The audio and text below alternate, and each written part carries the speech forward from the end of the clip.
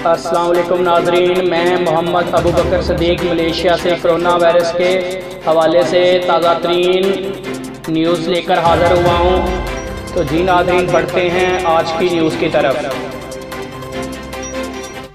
प्यारे दोस्तों, आज मज़ीद 55 मरीज़ सेहतयाब हुए हैं और टोटल सेहतयाब मरीज़ों की तादाद अब तक मलेशिया में 4087 हो चुकी है।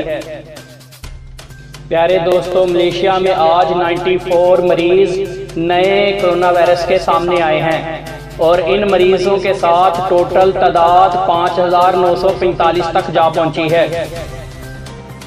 तो प्यारे दोस्तों, आज मलेशिया में कोरोना वायरस की वजह से कोई हलाकत सामने नहीं आई और हलाकतों की तादाद 100 तक भी मौजूद है। इस वीडियो को लाइक करें, हमारे चैनल को सब्सक्राइब कर बेल आइकन जरूर प्रेस करें हमारी न्यू वीडियो